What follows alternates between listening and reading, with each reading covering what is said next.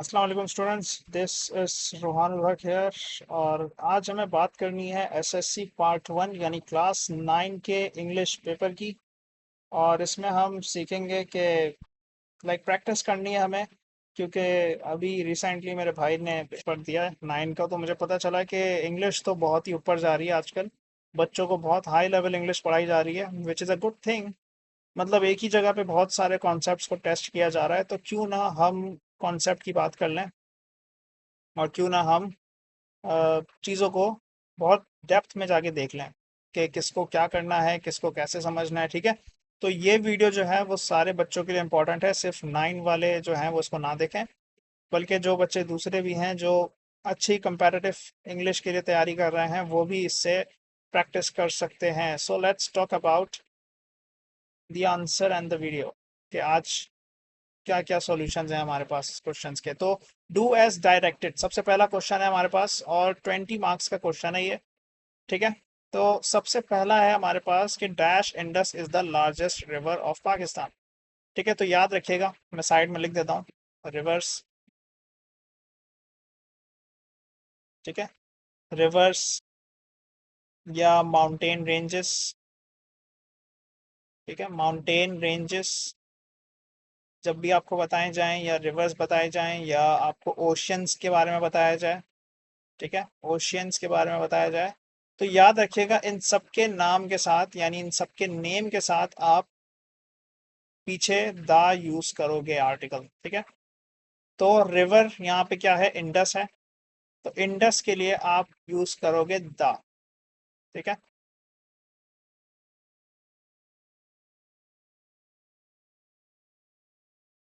यहाँ मैंने लिख दिया the, and I guess so that is clear and concise. ठीक है, ये रहा आपका द। तो बिल्कुल सही है, the Indus is the largest river of Pakistan.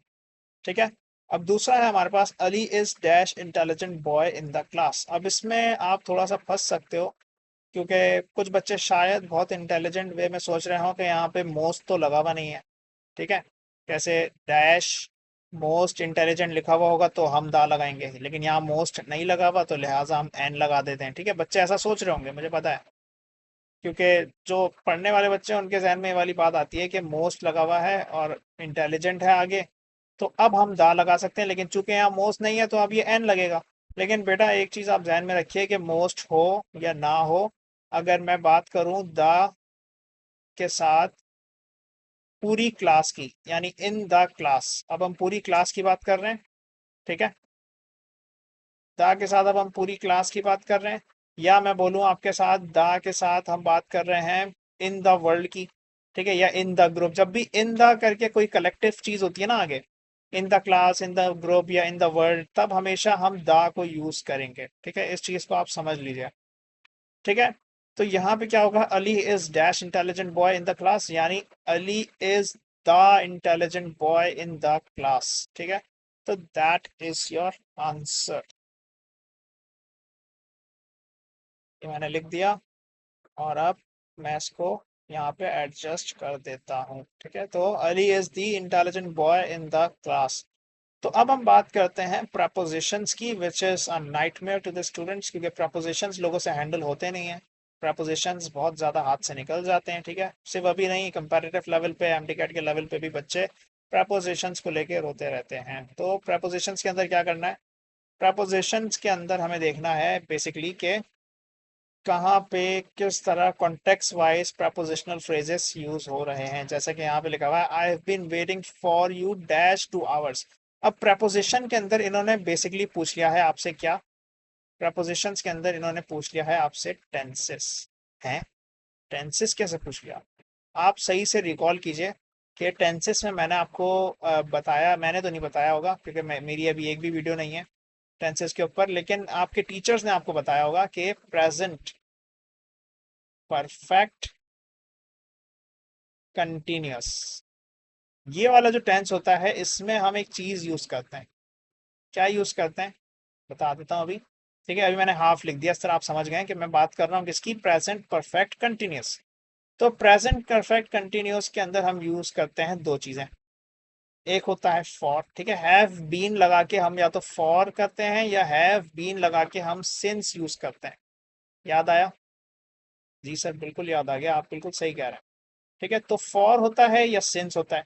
अब किसको कहाँ यूज करते हैं, तो एक चीज समझ लो, फॉर हम यूज करते हैं पीरियड ऑफ टाइम के लिए। किसके लिए? पीरियड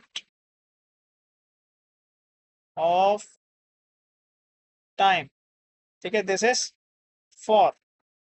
और ये हम यूज करते हैं पॉइंट इन, पॉइंट, और यहाँ पे in time. Period of time और पॉइंट इन टाइम। मेरा माइक बिल्कुल सही है, आपको आवाज आ रही है ना? थोड़ा सा मुझे लग रहा है शायद फ्लक्चुएट हुआ है। ठीक है, सही है। Period of time and point in time. तो पीरियड ऑफ टाइम जो है बेसिकली ये कोई भी नंबर हो सकता है, 2 days, ठीक है, 3 hours, ठीक है, या 5 weeks, ठीक है, तो that is a number, that is a period, period in time. Point in time का मतलब है सिंस चाइल्डहुड, ठीक है, चाइल्डहुड, ठीक है, इस तरह का हो सकता है। या मैं बोलूँ सिंस 2 o'clock, ये भी ध्यान में रखिएगा, पता चले आप नंबर देख के पागल हो जाए, नंबर का मतलब फॉर नहीं है, फॉर 2 o'clock आप नहीं बोलोगे, आप सिंस 2 o'clock, क्योंकि हम पॉइंट इन टाइम की बात कर रहे हैं। पॉइंट इन टाइम का मतलब ये कि कहीं से शुरू हुआ है और कहीं तक चला है। पीरियड इन टाइम की बात यह है कि इतने दिन या इतने अरसे से स्टार्ट हुआ और इतने तक चला है, मतलब दोनों का सेम है, लेकिन यहाँ पे हम उस स्पेसिफिक टाइम पीरियड को मेंशन कर रहे होते हैं। और यहाँ हम उस स्पेसिफिक पीरियड को नहीं बल्कि उस स्पेसिफिक पॉइंट को मेंशन कर रहे होते हैं कि कहाँ से, यानी किस जगह से, किस टाइम से वो चीज़ शुरू हुई और फिर वो चली। ठीक है, यहाँ हम पीरियड की बात करेंगे, किस वक्त से शुरू हुई। ठीक है, पीरियड और पॉइंट में बहुत फर्क है, ध्यान में रखिएगा। तो मैं कह रहा था कि 2 o'clock हो तब भी आप सिंस लगाओगे, चाइल्डहुड हो तब भी आप सिंस लगाओगे, ठीक है, क्योंकि ये पॉइंट है। पॉइंट इन टाइम अलग होता है, पीरियड इन टाइम अलग होता है। इंशाल्लाह जब डिटेल में हम टेंसेस को देखेंगे कभी, मुझे बस वीडियोस बनाने का टाइम नहीं मिलता, तो इसलिए लेक्चर्स जो हैं बहुत डिलेड आते हैं। तो खैर मुझे बहुत सारे कॉन्सेप्ट्स पता है जो मुझे आपको देने हैं। अभी इस वाली वीडियो में हम बहुत सारे कॉन्सेप्ट्स की बात करेंगे, ठीक है, एंड तक जुड़े रहिएगा ताकि आपको समझ में आ जाए काफ़ी चीज़ें। खैर, सेंस ऑफ फॉर का ये केस है, ठीक है। तो यहाँ पे बेसिकली हमें दिया हुआ है 2 hours। आ गया नंबर। जरूरी नहीं है कि नंबर आपको न्यूमेरिक फॉर्म में दें, वो वर्डिंग फॉर्म में भी लिख के दे सकते हैं, जैसे यहाँ पे 2 लिखा हुआ है। ठीक है, तो आप समझ गए आंसर हमारा क्या है। हमारा आंसर होगा यहाँ पे फॉर, ठीक है, क्योंकि हम पीरियड ऑफ टाइम की बात कर रहे हैं ना कि पॉइंट ऑफ टाइम। ठीक है, तो for is your answer. He is afraid dash spiders. तो बच्चे शायद सोचते हैं अफ्रेड ऑफ जो है वो सही है, तो बच्चे बिल्कुल सही सोचते हैं कि अफ्रेड ऑफ ही सही है, क्योंकि फ्रॉम या बाय जो आप सोचते हो वो गलत सोचते हो। ठीक है, फ्रॉम से आप नहीं लगा सकते। प्रपोजिशनल फ्रेजेस आपको पढ़ने होंगे इसके लिए। ठीक है, प्रपोजिशनल फ्रेजेस का टॉपिक से आया हुआ ये, कि अफ्रेड के साथ आप एक्चुअली कौन सा प्रपोजिशन यूज करते हो। तो अफ्रेड के साथ हमेशा ऑफ यूज होता है, कभी भी फ्रॉम या बाय यूज नहीं होता। ठीक है, ये बात बिल्कुल फिक्स है, और ये बात मैं उम्मीद करता हूँ आप नहीं बोलेंगे। अच्छा, फ्रेजल फ्रेजल कह रहा हूँ, सॉरी, प्रपोजिशनल फ्रेजेस जो होते हैं ना, वो फ्रेजेस होते हैं जो प्रपोजिशन के साथ मिले हुए होते हैं। ठीक है, तो इनको समझने के लिए आपको बहुत पक्की ग्रिप होनी चाहिए, मतलब इस टॉपिक के जो प्रपोजिशनल वाला पार्ट है ना, वो उस पर थोड़ी बहुत, लाइक फ्रेजेस वाले पार्ट पे बहुत ज्यादा पक्की ग्रिप होनी चाहिए, तब आपको ये समझ में आएगा, वरना आप इसमें भी गड़बड़ कर सकते हैं। ठीक है, तो इस चीज का थोड़ा सा ख्याल रखिएगा। अब हम किसकी बात करें? अब हम बात करेंगे दूसरे हमारे क्वेश्चन की, which is change into, sorry, change the voice. Change the voice का मतलब ये है कि अब हम पैसिव से एक्टिव में भी जा सकते हैं, हम एक्टिव से पैसिव में भी आ सकते हैं। ठीक है, तो थोड़ा सा ख्याल रखिएगा। ये सब मिटा दूं?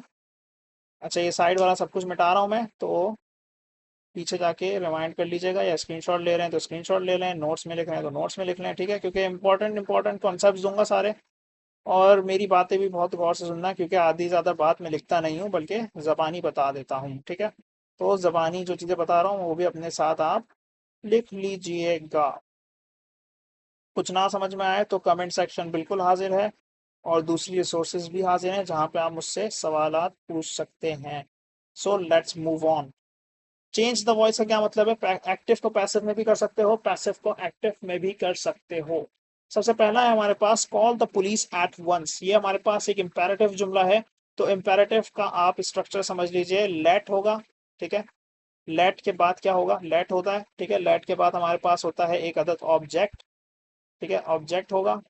ऑब्जेक्ट के बाद होगा हमारे पास एक अदद बी होगा। बी के बाद हमारे पास होगा वर्ब की थर्ड फॉर्म होनी ही होनी है लाजमी, क्योंकि हम पैसिव में जा रहे हैं अब, ठीक है। यहाँ पे एक्टिव दिया हुआ था तो हम पैसिव में जा रहे हैं। Call the police at once, हमें काम दिया गया ना, हुक्म दिया गया, तो अब हम पैसिव में जाएंगे। पैसिव स्ट्रक्चर ये होता है, ठीक है, किसका, इंपेरेटिव्स का, क्योंकि हमें हुक्म दिया गया। तो अब हम इसको इस तरह लिखेंगे, किस तरह, मैं यहाँ लिख के बता देता हूँ।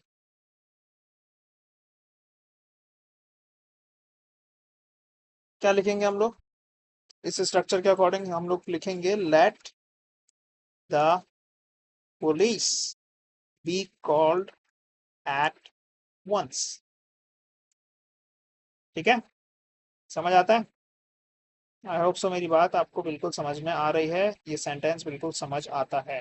तो let the police be called at once, ठीक है, this is your answer according to the structure.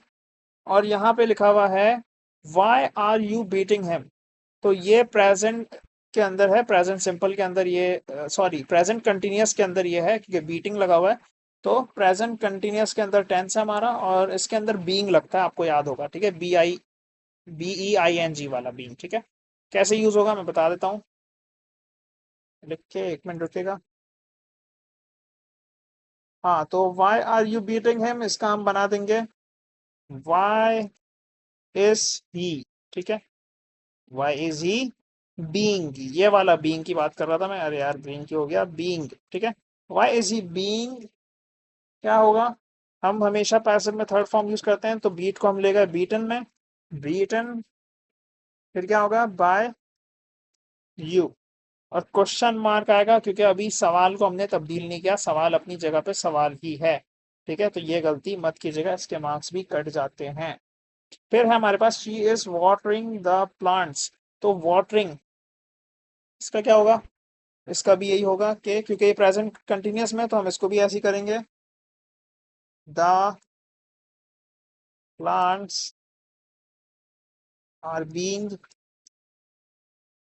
Watered, एक मिनट, आर मैंने सही नहीं लिखा, are being watered by her, क्योंकि शी कर रही है तो अब हर, ठीक है, चेंज करा हमने। ये चेंजेस, ये चीजें, ये सब हम इंशाल्लाह जब एक्टिव पैसिव पढ़ेंगे तो डिटेल में पढ़ लेंगे, ठीक है। आपने अभी अपना पढ़ा हुआ होगा टीचर से, तो उसकी बेसिस पे मैं आपको समझा रहा हूँ सिर्फ, ठीक है। डिटेल में तो हम अलग से जब अपना चैप्टर कवर करेंगे तो तब हम देख लेंगे किसमें क्या चेंजेस आ रहे हैं इंशाल्लाह, ठीक है। मुझे बस मौका मिल जाए वीडियो बनाने का, असल में बहुत एक्सटेंसिव वीडियोस होती है ना ये वाली, तो इसलिए पॉसिबिलिटी थोड़ी लो होती है कि इनके लेक्चर आए, बट इंशाल्लाह मैं बिल्कुल, जब सारे लेक्चर्स आ रहे हैं तो इनके भी आएंगे। अब यहाँ पे लिखा हुआ है English is taught by the teacher which is a problem, ठीक है, क्योंकि अब हम एक्टिव से पैसिव में नहीं जा रहे, अब ये पहले से ही पैसिव में दिया हुआ है, English is taught by the teacher. तो क्या होगा, द टीचर टीचर्स इंग्लिश, इस तरह करके कुछ होना चाहिए, है ना, बिल्कुल ऐसे ही होगा, यही होगा, क्योंकि अब हम एक्टिव में जा रहे हैं ना, पैसिव दे दिया हमें, तो अब हम क्या बोलेंगे, द टीचर टीचर्स इंग्लिश। तो आई होप सो मेरी सारी बातें, मेरे सारे जुमले, ये सब कुछ बिल्कुल क्लियर होंगे। तो हमारा वॉइसेस वाला पार्ट भी कंप्लीट होता है। अब हम बात कर रहे हैं नरेशन की, ठीक है। नरेशन पे आ जाइए, नरेशन के अंदर चेंजेस होते हैं बड़े बड़े, जैसे कि विल जो है वो वुड बन जाता है, टुमारो जो है वो नेक्स्ट डे बन जाता है, ठीक है। ये सब चीज़ें होती हैं, और नरेशन के आंसर्स को मैं येलो से कर देता हूँ, हाँ येलो से लिख दूँ, चलो ब्लू से कर देते हैं, ठीक है, ब्लू से लिख देता हूँ ताकि थोड़ा डिफरेंस हो जाए ऊपर नीचे। अरे यार,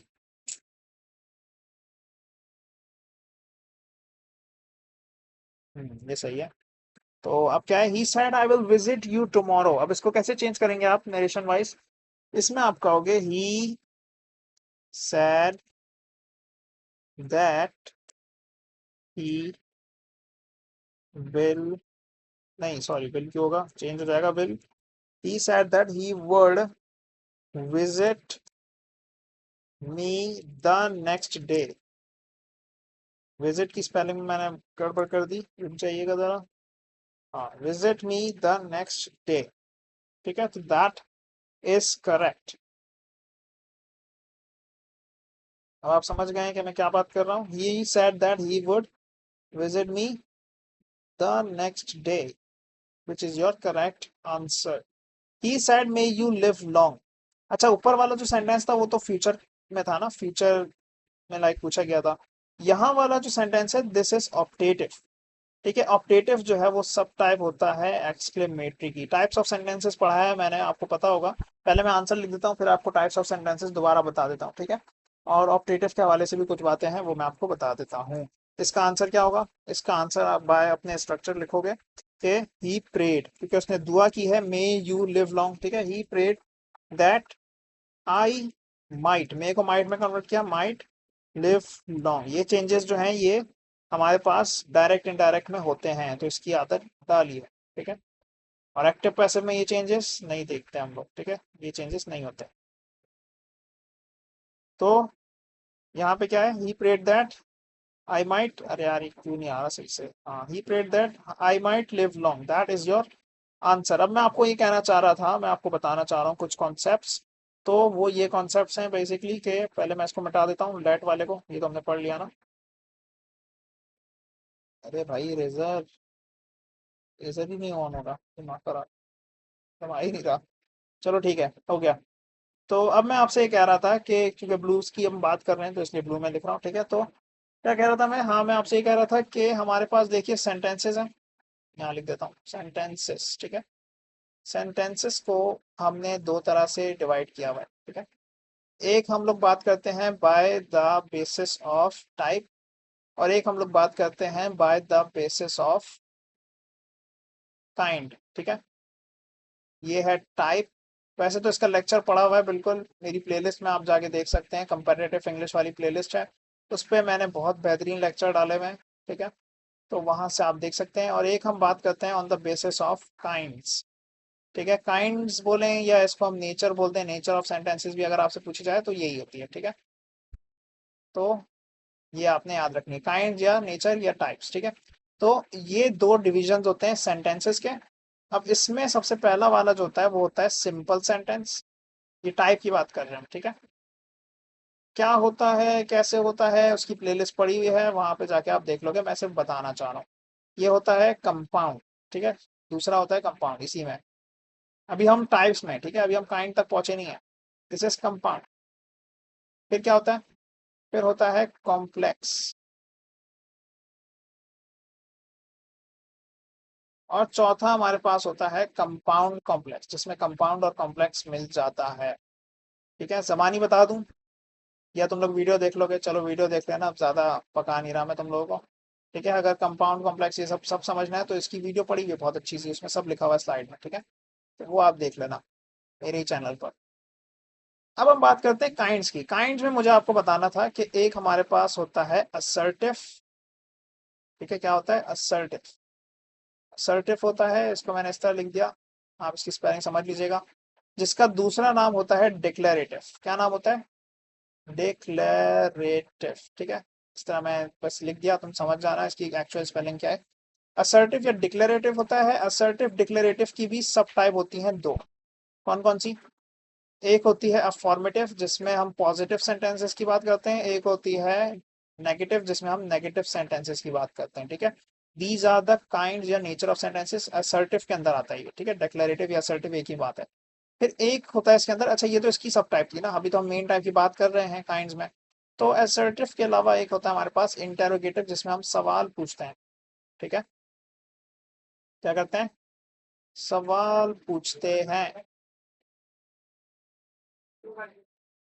और एक होता है हमारे पास इंटेरोनेगेटिव। ऊपर क्या बोला मैंने? ऊपर मैंने बोला इंटेरोगेटिव यानी सवाल पूछते हैं। इंटेरोनेगेटिव में ये होता है कि हम सवाल पूछते हैं लेकिन नेगेटिव सेंस में पूछते हैं। जैसे कि मैं बोलूं एम आई नॉट रोहान, क्या मैं रोहान नहीं हूँ? एम आई नॉट रोहान का मतलब क्या है? क्या मैं रोहान नहीं हूँ? मतलब अपने नहीं के साथ सवाल पूछ लिया। और अगर मैं बोल रहा हूँ एम आई रोहान, क्या मैं रोहान हूँ? अगर मैं बोलूँ एम आई रोहान तो इंटेरोगेटिव, अगर मैं बोलूँ एम आई नॉट रोहान तो इंटेरो नेगेटिव। ठीक है, इंटेरोगेटिव और इंटेरो नेगेटिव अलग चीज। ठीक है, दोनों में फर्क है। याद रखिएगा। और एक होता है हमारे पास मैंने कितनी बात की, असर्टिव, डिक्लेरेटिव, इंटरोगेटिव, इंटरनेगेटिव, हाँ इम्पेरेटिव, जिसमें हम हुक्म देते हैं, ठीक है। फिर एक होता है हमारे पास एक्सक्लेमेटरी, ठीक है, जिसमें एक्सक्लेमेशन होती है। और एक्सक्लेमेशन की सब टाइप होती है ऑप्टेटिव। ये मुझे बताना था। ये पूरी क्लासिफिकेशन बहुत बेहतरीन है, जिसको आप या तो स्क्रीनशॉट लोगे या फिर अपने पास अभी के अभी लिख लोगे, क्योंकि ये बहुत इंपॉर्टेंट है और मैंने डिटेल में पढ़ाया हुआ है ये सब कुछ, ठीक है। प्लेलिस्ट में आप चेक कर सकते हो, ठीक है, लेकिन बेहतर होगा कि अभी अपने पास लिख लीजिए अगर आपके पास नहीं लिखा हुआ, ठीक है। तो दैट इज द क्लासिफिकेशन। और मुझे एक बात ये बतानी थी कि ऑप्टेटिव के अंदर कुछ वर्ड्स होते हैं, जैसा कि यहाँ पे आपने देखा था, कहाँ गया, हाँ, मे यू लिव लॉन्ग के जो मैंने प्रेड लगाया ना, प्रेड, तो इस तरह आप प्रेड के अलावा कुछ और भी यूज कर सकते हो। जब इंसान दुआ देगा ना, मैं यहाँ लिख देता हूँ, यहाँ लिख देता हूँ, जब इंसान दुआ देगा किसी को, तो तब आप क्या यूज करोगे, प्रेड, ठीक है, प्रेड यूज करोगे जब दुआ देगा, ठीक है। और प्रेड के अलावा क्या यूज कर सकते हो दुआ के लिए, दुआ के लिए आप यूज कर सकते हो विश्ड, ठीक है। जब ख्वाहिश होगी, ख्वाहिश का सेंस होगा तो विश्ड, ठीक है, ख्वाहिशात बताने के लिए विश्ड। और एक होता है हमारे पास बद्दुआ, ठीक है, बद्दुआ हो, अगर बद्दुआ होगी तो कर्ज्ड, ठीक है। फिर एक हमारे पास होते हैं जो हम कहते हैं ना, गॉड की ब्लेसिंग हो आपके ऊपर, यानी वही रहमत या मेहरबान हो जाए खुदा, ठीक है। तो रहमत या मेहरबान हो, ठीक है, यहाँ लिख देता हूँ रहमत, अभी तो सही से नहीं आएगा, ठीक है, रहमत समझो लिख दिया मैंने। तो रहमत होगी तो फिर आप कहोगे ब्लेस्ड, क्या कहोगे, ब्लेस्ड। तो मैं आपको सिर्फ ये बताना चाह रहा हूँ कि ये जो प्रेड लिखा है, प्रेड की जगह आप ये चार वर्ड को भी कॉन्टेक्स्ट के मुताबिक यूज कर सकते हो, ठीक है। डिपेंड करता है कि कॉन्टेक्स्ट आपके पास किस तरह का है, उसके मुताबिक आप ऑप्टेटिव में ये लफ्ज यूज कर सकते हो, ठीक है। तो आपने आई होप सो ये सब देख लिया होगा, मैं इसको मिटा रहा हूँ अब, ताकि हम आगे बात करें, ठीक है, दूसरे सेंटेंसेस पे। समझ में आती है मेरी बातें बिल्कुल, बहुत बेसिक बेसिक बातें बता रहा हूँ, और ये सारी बातें बहुत इंपॉर्टेंट हैं आपके फाउंडेशन के लिए, ठीक है। कोई बच्चा अगर 9 क्लास में है अभी और वो ये पुराना पास पेपर देख रहा है, तो अच्छा काम कर रहा है वो, क्योंकि उसको अब फायदा हो जाएगा, ठीक है। अभी आगे बहुत ऐसी चीज़ें हैं जो मैं आपको बताऊंगा और आपके लिए आसानी हो जाएगी, ठीक है। तो लाजमी इसमें मौजूद हर एक चीज़ को अपने पास लिख लीजिएगा, इस वीडियो को ज़ाया मत होने दीजिएगा, ठीक है, ये आपकी प्रैक्टिस के लिए है। और जो बच्चे 9 के नहीं हैं, एमटीकैट दे रहे हैं या कोई भी कंपैरेटिव एग्जाम की तैयारी कर रहे हैं, तो उनके लिए भी देखो इंग्लिश सेम रहती है, सिर्फ उसका लेवल चेंज हो जाता है क्वेश्चंस का, ठीक है। टेंसेस जो 9 में था वही टेंसेस मैट्रिक में भी है, वही टेंसेस फिर आगे भी चलना है, टेंसेस वगैरह चेंज नहीं होते, सिर्फ लेवल चेंज हो जाता है क्वेश्चन का, ठीक है। तो अब हम बात करते हैं सी वाले की, which is he said to me hurrah I have passed the exam. तो बच्चों ये कौन सा सेंटेंस है, मैं आपको पहले ही बता चुका हूँ सब कुछ, ठीक है। तो ये अब आप देखते ही समझ जाओगे, ये एक्सक्लेमेटरी सेंटेंस है, ठीक है। तो अब मैं यहाँ पे बोलूंगा, इसको मुझे चेंज करना है नरेशन के अकॉर्डिंग, कि जब भी डायरेक्ट को इनडायरेक्ट में चेंज करूं और मेरे पास एक्सक्लेमेटरी हो, तो हम एक्सक्लेम्ड का वर्ड यूज करते हैं, ही एक्सक्लेम्ड विथ समथिंग। अगर अच्छी बात है तो विथ जॉय, विथ हैप्पीनेस, ठीक है, इस तरह यूज होता है। और अगर बुरी बात है तो मैं बोलता हूँ एक्सक्लेम्ड विथ सॉरो। और अगर ऐसी बात है जिसमें मुझे हैरानी हो जाए तो मैं बोलूंगा ही एक्सक्लेम्ड विथ शॉक, सरप्राइज, ठीक है। तो डिपेंड करता है कि हमारे पास कॉन्टेक्स्ट क्या दिया हुआ है। अब चूंकि यहाँ पे हमें देख के समझ में आ रहा है कि हुर्रा लगा हुआ है, हुर्रा मतलब कोई बहुत बड़ा मैच, कोई चीज है जो वो जीत चुका है, तो जाहिर है यहाँ आगे लिखा हुआ है I have passed the examination, यानी मैंने पास कर लिया है अपने एग्जाम्स को, ठीक है। एसएससी एग्जाम्स हो, कोई भी एग्जाम हो, ठीक है, एग्जाम पास किया उसने, उसको खुशी हुई। तो हम यहाँ लिखेंगे ही एक्सक्लेम्ड, क्या लिखेंगे, he exclaimed with joy, joy होती है खुशी, टू मी, ठीक है, to me that he had passed the examination, ठीक है। तो that is your correct answer, he has he has passed the examination, ठीक है।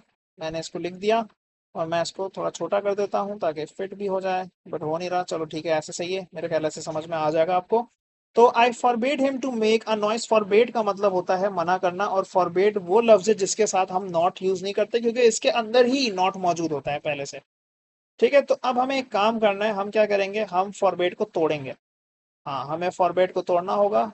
फॉरबेड, अरे यार ये क्या हो गया,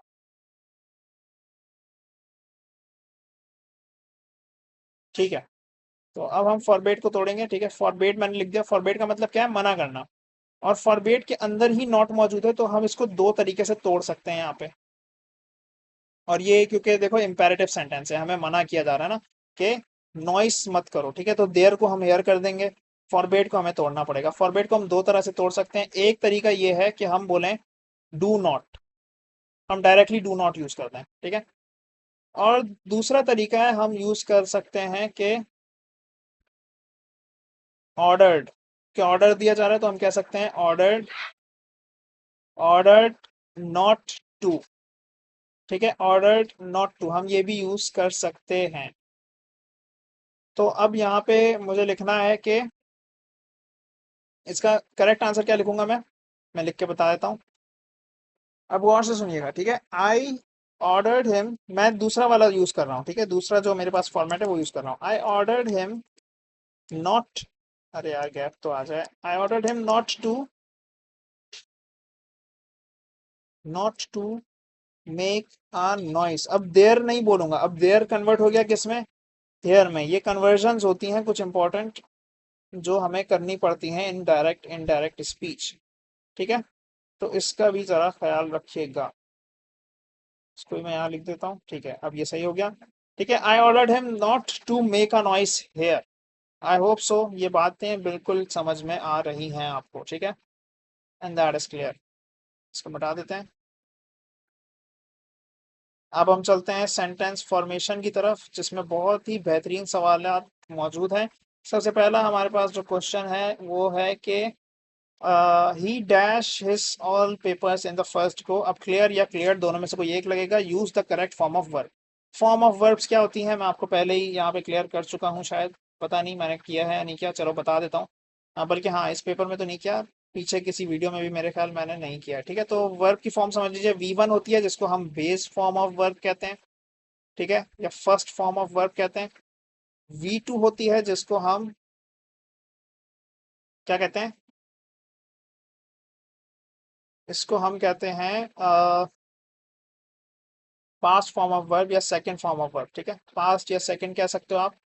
और V3 होती है जिसको हम पार्टिसिपल फॉर्म ऑफ वर्ब कहते हैं, ठीक है। Past participle, yes, past participle form, ठीक है। पार्टिसिपल समझो लिख दिया मैंने, ठीक है। तो base form of verb, past form of verb, past participle form of verb. फिर एक V4 होती है जिसके अंदर हम ING यूज करते हैं, ठीक है। ये ING फॉर्म ऑफ वर्ब कहलाती है, या फिर इसका दूसरा नाम होता है प्रेजेंट पार्टिसिपल। क्या नाम होता है, प्रेजेंट पार्टिसिपल,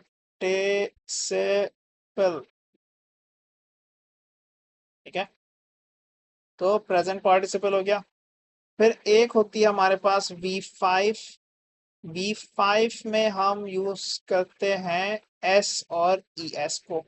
और ये भी हम किसके साथ यूज करते हैं, थर्ड पर्सन सिंगुलर के साथ। ये प्रेजेंट वाले सेंटेंस उसमें होती है, सॉरी प्रेजेंट वाले टेंस में होती है। प्रेजेंट सिंपल का टेंस देखा ना आपने, ही के साथ जो हम यूज कर रहे होते हैं, ही प्लेज, ठीक है। तो SES लग रहा होता है, तो थर्ड पर्सन के साथ हम SES जब यूज करते हैं तो दैट इज V5, ठीक है। ये हमारे पास फॉर्म्स ऑफ वर्ब हैं, तो हमें इसके अकॉर्डिंग यहाँ पे चूज करना है कि हम क्या करेंगे। अब क्लियर जो है ये V1 दिया हुआ है, ठीक है, ये V1 दिया हुआ है। तो क्लियर है और एक क्लियर्ड है जो V2 दिया हुआ है, ठीक है। या तो हमें V1 लगाना है या हमें V2 लगाना है, तो हम कौन सा लगाएंगे। तो देखिए यहाँ पे सेंस बन रहा है कि ही cleared his all papers in the first go. अपने पेपर्स क्लियर कर चुका है, हम कंप्लीटेड एक्शन की बात कर रहे हैं ना, एक एक्शन है जो कंप्लीट हो चुका है, सही है। तो जब एक्शन कंप्लीट हो चुका है तो जाहिर है अब हम क्लियर की तरफ जाएंगे, सही है। तो आई होप सो मेरी बात बिल्कुल क्लियर होगी, मैं इसको मिटा देता हूँ। ये वाली बातें आपके समझ में आ गई हैं। साथ साथ नोट कीजिएगा, या फिर अगर नोट नहीं कर रहे तो एटलीस्ट स्क्रीनशॉट ले लीजिएगा, ठीक है। बस हम एंडिंग एंडिंग की तरफ ही जा रहे हैं, ज़्यादा लंबी या बहुत पंचायती बात यहाँ पे नहीं होगी। आपको डेप्थ में मैं सारे कॉन्सेप्ट दे रहा हूँ जो जो जहाँ जहाँ पॉसिबल हैं, ठीक है। तो एक चीज़ समझिए, अब यहाँ पे the word untidy is formed using. अब या तो अनटाइडी को आप सिर्फ सफिक्स यूज करके बना रहे हो, या प्रीफिक्स यूज करके बना रहे हो, या सफिक्स प्रीफिक्स दोनों लगा रहे हो।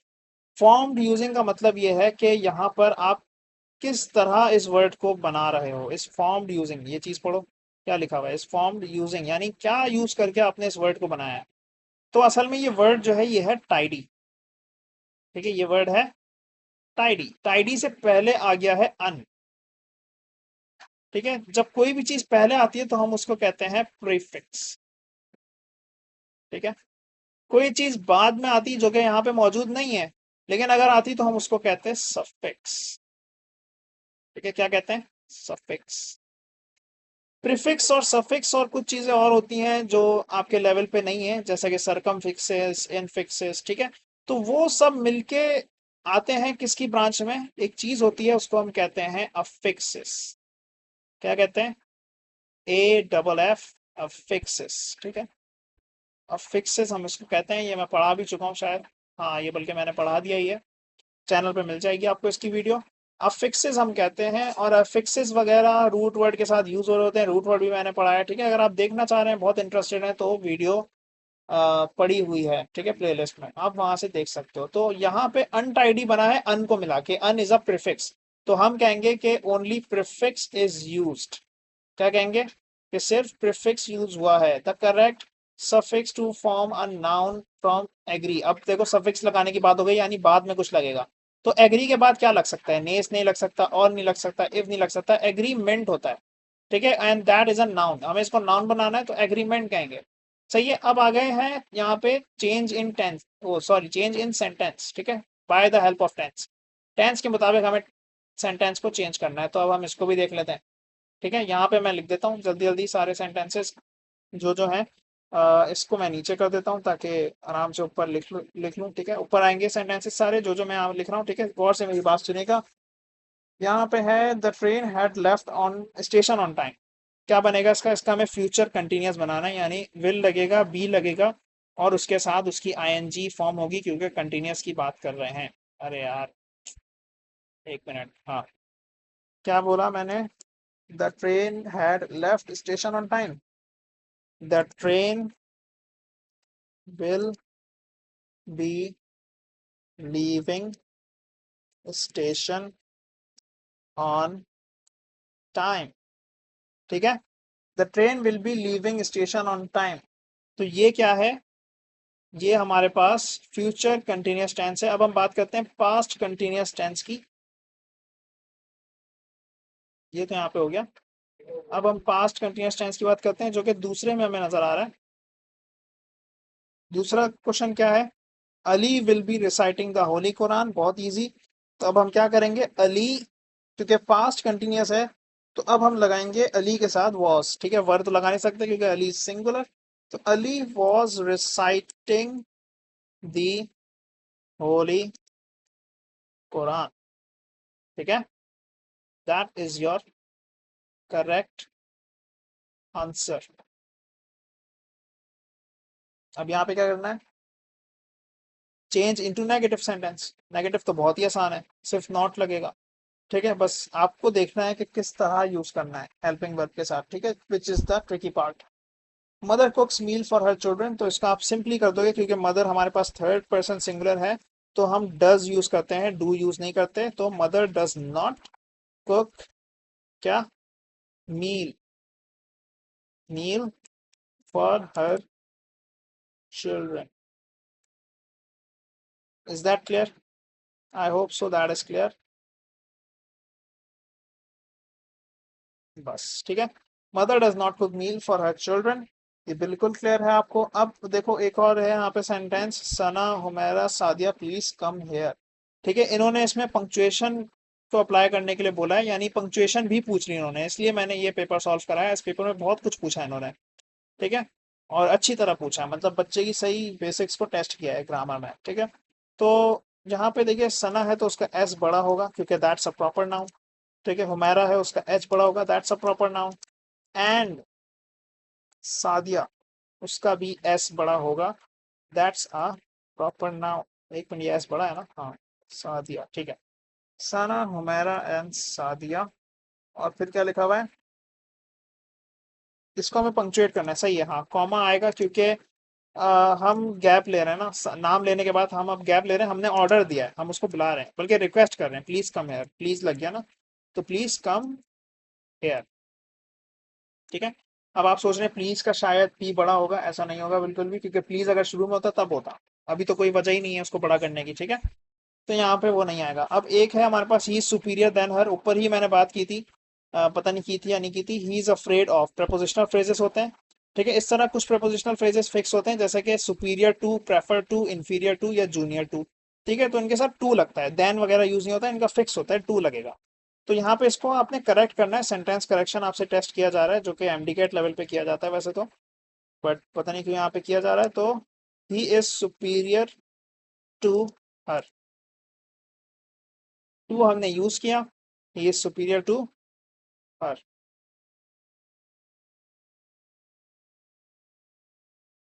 तो आई होप सो यहाँ तक सारी बातें क्लियर होंगी। हमने फॉर्मेशन ऑफ सेंटेंसेस वाले पार्ट को भी कंप्लीट कर लिया है।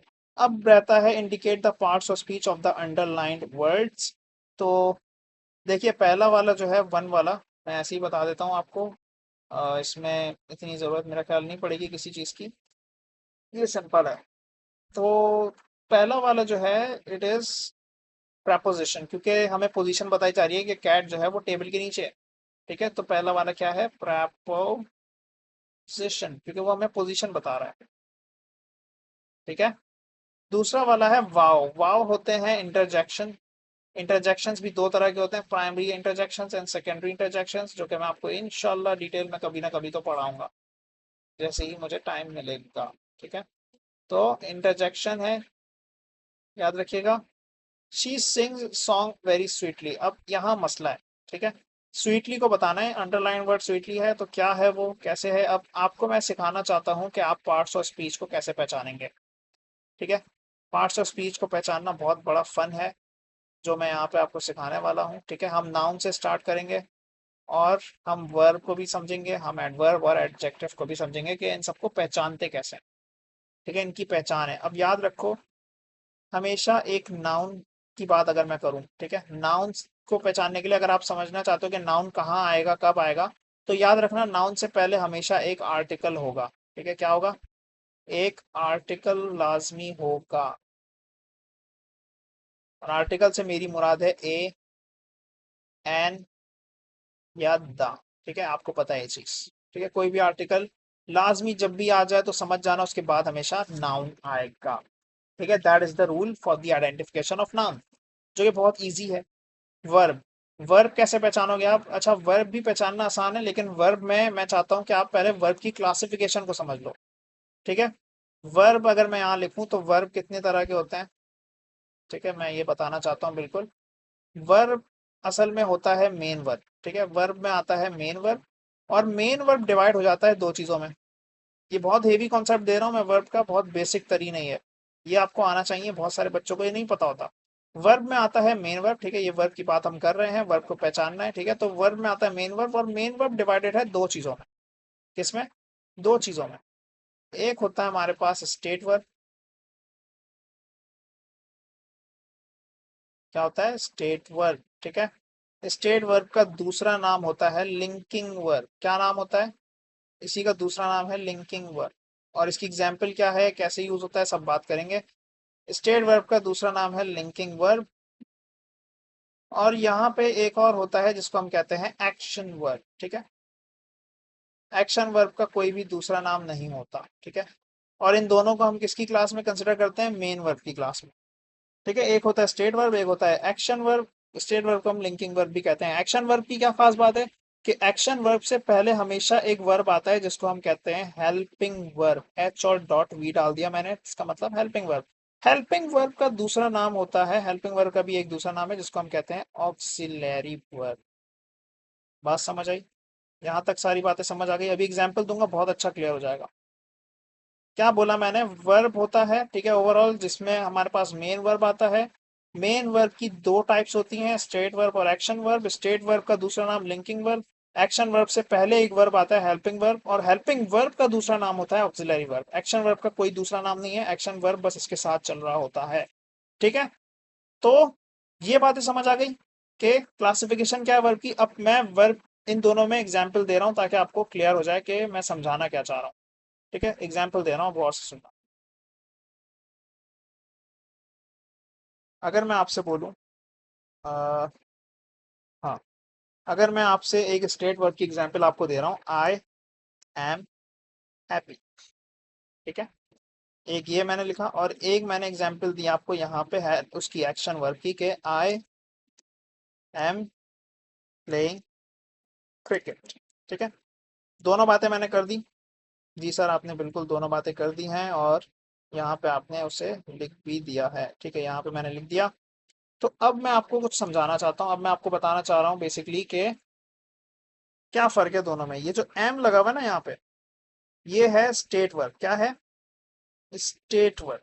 ठीक है, इसको तो आप समझ रही है स्टेट वर्ब है। क्यों स्टेट वर्ब है? असल में ये स्टेट बता रहा है किसकी? आई की। इसकी, ये जो है ना सब्जेक्ट, इसकी स्टेट बता रहा है। कैसे? कि मैं खुश हूँ, मैं क्या हूँ? खुश हूँ। और इसको हम लिंकिंग वर्ब क्यों कह रहे हैं? क्योंकि लिंक करता है, आई और हैप्पी को लिंक कर रहा है ना, कि मैं क्या हूँ? खुश हूँ। खुश कौन है? मैं हूँ। तो दोनों चीजें लिंक हो गई ना। तो इसको हम स्टेट वर्ब भी कहते हैं और लिंकिंग वर्ब भी कहते हैं, क्योंकि स्टेट बता रहा है, ये हालत बता रहा है, कोई काम नहीं हो रहा, मैं सिर्फ अपनी हालत बता रहा हूँ कि मैं खुश हूँ। कोई काम हो रहा है? कोई काम नहीं हो रहा। लेकिन यहाँ पर जो एम लगा हुआ है, अब ये एम स्टेट वर्ब नहीं है, ये एम आपका हेल्पिंग वर्ब है। क्या है? हेल्पिंग वर्ब है, जिसको हम क्या कह रहे हैं? ऑक्सिलियरी वर्ब भी कह रहे हैं। ठीक है, बात सही है। और ये जो प्लेइंग नजर आ रहा है आपको, ये प्लेइंग है आपका एक्शन वर्ब। ठीक है, मेन वर्ब का एक्शन वर्ब है ये। ठीक है, समझ गए? यहाँ पे मेन वर्ब का स्टेट वर्ब था, यहाँ पे मेन वर्ब का एक्शन वर्ब है। ठीक है, क्योंकि एक्शन परफॉर्म हो रहा है, प्ले कर रहे हैं, क्रिकेट खेल रहे हैं। ठीक है, तो दोनों चीजों में फर्क है। यहाँ हम स्टेट बता रहे हैं, यहाँ हम आई का लाइक एक्शन बता रहे हैं। और एक्शन वर्ब के लिए आप हेल्पिंग वर्ब यूज करते हो, हेल्पिंग वर्ब कभी भी स्टेट वर्ब के लिए यूज नहीं करते। ठीक है, तो मेरी बात समझ आई? स्टेट वर्ब को हम दूसरी तरह क्या कहते हैं? लिंकिंग वर्ब कहते हैं। ये है सारा बेसिक कॉन्सेप्ट जो आपको आना चाहिए related to noun and related to verb. अब आपका सवाल होगा कि सर हम एडवर्ब और एडजेक्टिव को कैसे समझेंगे? यही सवाल है आपका। यहाँ पे लिख देता हूं मैं। फर्स्ट करिए, मैंने लिख दिया एडजेक्टिव। तो याद रखिएगा, एडजेक्टिव का एक काम होता है। क्या काम होता है एडजेक्टिव का? एडजेक्टिव हमेशा नाउन को मॉडिफाई करेगा। किसको मॉडिफाई करेगा? नाउन को मॉडिफाई करेगा सर। और एडवर्ब जो होता है ना, एडवर्ब, ये चीजें बहुत इंपॉर्टेंट है। अभी हम पार्ट्स ऑफ स्पीच अभी समझेंगे ना नीचे, तो उसमें काम आएगा ये। एडवर्ब मॉडिफाई करता है किसी वर्ब को। ठीक है, किसी भी काम को मॉडिफाई करेगा। एडवर्ब मॉडिफाई करता है किसी भी एडजेक्टिव को। ठीक है, नाउन को मॉडिफाई नहीं करता एडवर्ब, नाउन को सिर्फ एडजेक्टिव मॉडिफाई करता है। और एडवर्ब मॉडिफाई करता है किसी दूसरे एडवर्ब को, यानी एक ही सेंटेंस में अगर दो दो एडवर्ब दिए हुए तो ये उसे मॉडिफाई करेगा। ठीक है, बात समझ आई? अब फर्स्ट कर लीजिए, मैं आपसे पूछ रहा हूं कि आप एडजेक्टिव और एडवर्ब को कैसे पहचानोगे। तो यहां मैंने लिखा एडवर्ब। ठीक है, और मैं अब बताऊंगा आपको, सेंटेंस की एग्जाम्पल देके बताऊंगा कि कहां से कैसे आप पहचानोगे। ठीक है, यहाँ पे मैंने लिखा एडवर्ब और यहाँ पे मैंने लिखा एडजेक्टिव। ठीक है, क्या लिखा मैंने? एडजेक्टिव। ठीक है, तो अब एडवर्ब के लिए मैं आपको बता रहा हूँ एग्जाम्पल और एडजेक्टिव के लिए मैं आपको बता रहा हूँ एग्जाम्पल। ठीक है, अगर मैं बोलता हूँ आई नहीं, बल्कि मैं बोल रहा हूँ द ट्रेन रन्स फास्ट। ठीक है, क्या बोला मैंने? The train runs fast. ठीक है, और यहां मैंने बोला द ट्रेन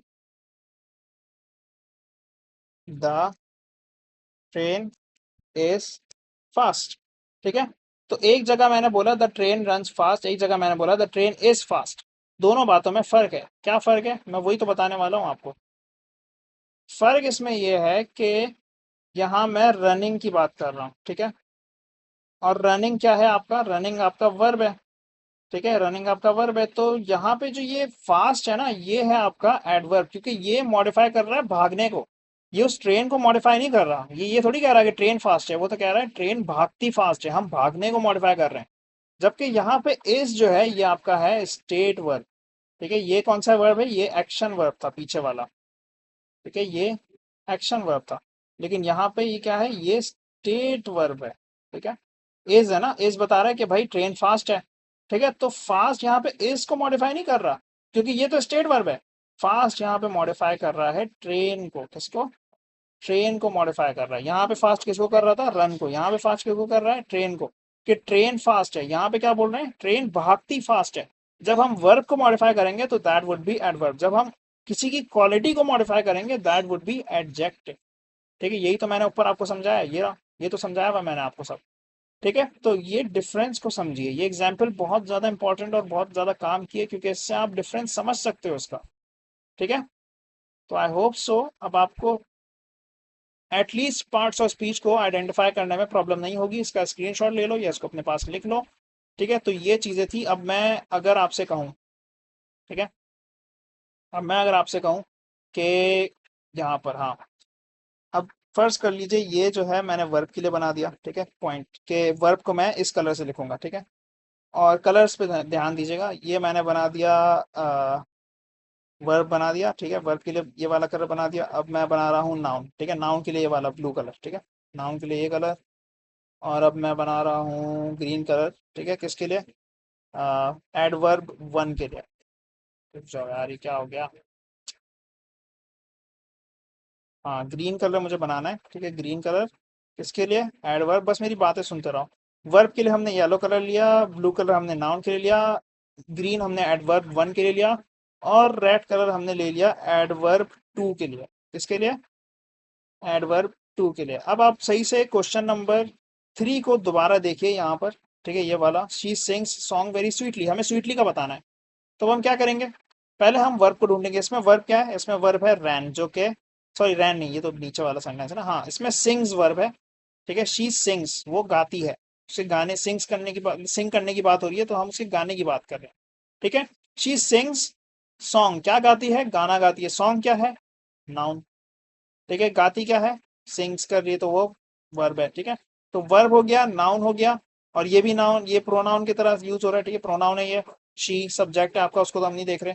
तो सिंग क्या है, वर्ब, सॉन्ग क्या है, नाउन। अब हमें देखना है एडवर्ब वन को और एडवर्ब टू को, जो कि क्या है, वेरी और स्वीटली। तो अब हम बोलेंगे कि एडवर्ब वन जो है वो हमारा वेरी है, वो गाना गाती है बहुत, कैसा, बहुत कैसा गाना गाती है, बहुत स्वीट गाना गाती है, स्वीटली। ठीक है, तो ये है आपका एडवर्ब नंबर वन, ये है आपका एडवर्ब नंबर टू। तो सिंपली आप क्या बोलोगे, आप अपना आंसर बोलोगे कि sweetly is an adverb. One two नहीं लिखोगे इसके साथ, वो तो मैं आपको समझाने के लिए बोल रहा हूँ।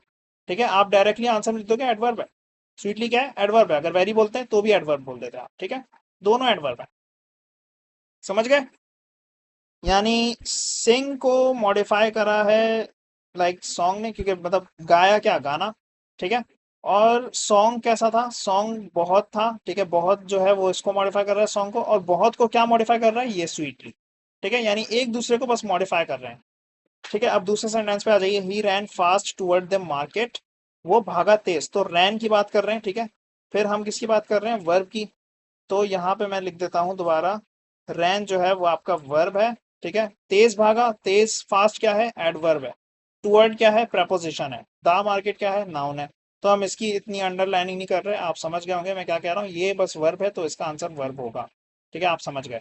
Saima belongs to Hyderabad, Hyderabad is the proper noun. ठीक है, कौन सा नाउन है, हैदराबाद नाउन है और प्रॉपर नाउन है, इसलिए इसका आंसर क्या होगा, नाउन होगा। तो दैट इज योर आंसर की पहला वाला प्रपोजिशन, फिर इंटरजेक्शन, एडवर्ब, वर्ब और नाउन। मेरे हिसाब से आपको कॉन्सेप्ट बिल्कुल समझ में आ गए होंगे। तो ये था हमारा इससे रिलेटेड, इस पूरे पेज से रिलेटेड। ठीक है, अब हम चलते हैं अपने दूसरे पेज की तरफ, जो कि है सेक्शन सी के अंदर मौजूद क्लोज टेस्ट, या इसको फिलर्स कहते हैं। ठीक है, हाँ, फिलर्स ही कहते हैं इंडिया में। ये कंपेटिटिव लेवल पे, इंग्लिश के कंपेटिटिव लेवल पे चेक किया जाता है। तो ये वही है। ठीक है, और इसमें हम कैसे क्या यूज करेंगे उसकी अभी हम बात कर लेते हैं। तो देखिए, एक चीज समझिए, सबसे पहले हमें पार्ट्स ऑफ स्पीच में तोड़ना होगा इन सारे वर्ड्स को। ठीक है, तभी आपको समझ में आएगा, ये टेक्निक है। ठीक है, तो फर्स्ट कर लीजिए, मैं बोल रहा हूँ रिनाउंड। ठीक है, बल्कि, हाँ, रिनाउंड बोल रहा हूँ, तो मैं यहाँ पे लगा देता हूँ। ठीक है, वन, इसको नंबरिंग दे देते हैं, वन। ये दे देता हूँ इसको टू, ये देता हूँ इसको थ्री, नेशन वाइड को। ठीक है, फिलेंथ्रोपिस्ट को हम देते हैं 4 रेटिंग। ठीक है, और रिकॉग्निशन को हम देते हैं 5। ठीक है, तो ये हमने नंबर्स दे दिया। अब मैं बोल रहा हूँ आपसे वन, जो कि है रिनाउंड। ये क्या है, ये आपका एडजेक्टिव है। ठीक है, कोई चीज रिनाउंड होती है, रिनाउंड का मतलब लाइक बहुत जाना माना, फेमस। ठीक है, तो ये आपका एडजेक्टिव है। टू टायरलेस, टायरलेस भी कोई ना कोई शख्स होगा, तो ये एडजेक्टिव है। ठीक है, नेशन वाइड, अच्छा नेशन वाइड जो है वो ऐसी चीज है कि आप उसको कह सकते हो या तो वो एडजेक्टिव है या तो वो एडवर्ब है, डिपेंड करता है कि कौन सी सिचुएशन है, क्या कॉन्टेक्स्ट है। ठीक है, कॉन्टेक्स्ट के ऊपर डिपेंड करता है, तो हम इसको एडजेक्टिव स्लैश एडवर्ब लिख देते हैं। अभी हम कॉन्टेक्स्ट पढ़ेंगे तब हमें समझ में आएगा कि ये किस तरह यूज हो रहा है, एडवर्ब की तरह यूज हो रहा है या एडजेक्टिव की तरह यूज हो रहा है। ठीक है, फोर्थ पे है हमारे पास फिलेंथ्रोपिस्ट। फिलेंथ्रोपिस्ट है हमारे पास एक अदद नाउन, यानी कोई शख्स है ना। फिलेंथ्रोपिस्ट हम उस आदमी को कहते हैं जो डोनेट करता है पैसों को या कुछ चीजों को अच्छे कामों के लिए। ठीक है, तो नाउन है फिलेंथ्रोपिस्ट। फाइव है हमारे पास रिकग्निशन। ठीक है, रिकॉग्नाइज करने की एबिलिटी को रिकॉग्निशन। ठीक है, नाउन नहीं है। तो अब हमें इस तरह फिल करना है इधर। ठीक है, तो अब मैं कलर चेंज करता हूँ, ग्रीन कलर से अब मैं फिल करूंगा, सिर्फ नंबर लिखूंगा। ठीक है, क्योंकि इतने बड़े बड़े जो वर्ड हैं ये मैं यहाँ पे पूरा पूरा लिख नहीं सकता। तो हम पढ़ते हैं, she is a dash who is also train as a professional nurse. हाँ डैश, मैंने आपसे क्या कहा था, जब भी हमें नाउन यूज करना होगा तो एक आर्टिकल पीछे आएगा। तो अब हम इसको नहीं देख रहे, इस वाले सेक्शन को हम नहीं देख रहे, हमें इसको देखना है। या तो वो ये हो सकता है या तो वो ये हो सकता है, यानी या तो फिलेंथ्रोपिस्ट या फिर रिकॉग्निशन। तो भाई हम बंदे की बात कर रहे हैं ना, तो हम रिकॉग्निशन की तरफ क्यों जाएंगे, हम फिलेंथ्रोपिस्ट की तरफ जाएंगे। क्योंकि फिलेंथ्रोपिस्ट हमारा ऐसा वर्ड है जो हमें बता रहा है कि यार हम उस शख्स की बात कर रहे हैं जो पैसे डोनेट करता है, यही मतलब है ना इसका। अब हाँ, हो सकता है आपको मीनिंग ना पता हो तब आप फंस जाओ, लेकिन वोकेबलरी को भी स्ट्रांग रख के चलोगे तो फिर इंशाल्लाह प्रॉब्लम नहीं होगी। तो philanthropist is the answer here, क्योंकि यहाँ हमें नाउन चाहिए। ठीक है, इतनी बात हो गई। She is the widow of Abdul Sattar Edhi, she was a dash social worker. फिर से आ रहा है, लेकिन इधर यहाँ पे आगे भी कुछ है। ठीक है, आगे क्या है, सोशल वर्कर। तो अब आ जो है वो आ इसके लिए रहा है, सोशल वर्कर के, सोशल वर्कर आपका नाउन है। ठीक है, आ इसके लिए आ रहा है। अब हमें कुछ ऐसी चीज चाहिए जो नाउन को मॉडिफाई करे। अभी हमने बात की नाउन को मॉडिफाई क्या कर सकता है, एडजेक्टिव। तो ये तीन एडजेक्टिव मौजूद हैं। ठीक है, तो अभी तीन मौजूद हैं, इसलिए हम इसकी तरफ नहीं आ सकते, हम कंफ्यूज हो जाएंगे, इसलिए हम इस वाले को अभी छोड़ देते हैं। हम आगे पढ़ते हैं, she now heads the Edhi foundation which provides dash support and care to the public such as shelter, homes, ambulance services. यानी उन्होंने shelter, homes, ambulance services publicly यानी सबको पता है ये बात कि उन्होंने शेल्टर, होम और एम्बुलेंस सर्विसेज प्रोवाइड की हैं। तो ये जो उन्होंने प्रोवाइड किया है, अब हमें प्रोवाइड करने की एबिलिटी को मॉडिफाई करना है। प्रोवाइड क्या है, यहाँ पे वर्ब है, तो वर्ब को कौन मॉडिफाई कर सकता है, वर्ब को तो सिर्फ और सिर्फ एडवर्ब ही मॉडिफाई कर सकता है। तो आपका नेशन वाइड भी कट गया, क्योंकि नेशन वाइड यहाँ आएगा। नेशन वाइड का मतलब पूरी दुनिया जान रही है कि भाई उन्होंने सपोर्ट और केयर प्रोवाइड किया पब्लिक को by shelter, home and ambulance services. तो 4 और 3 तो हो गए। ठीक है, क्या रहेगा, 1, 2 और 5, ये भी हो गया। ठीक है, तो 1 to 5 रह गए। अब कैसे यूज करेंगे, she has received Hilal Imtiaz from the government of Pakistan in dash of her dash efforts for the betterment of society, she has also been named the mother of Pakistan. तो इन डैश ऑफ, अब याद रखिएगा prepositional phrase, क्योंकि आप लोगों ने नहीं पढ़े स्ट्रांगली इसलिए आप लोगों को नहीं पता।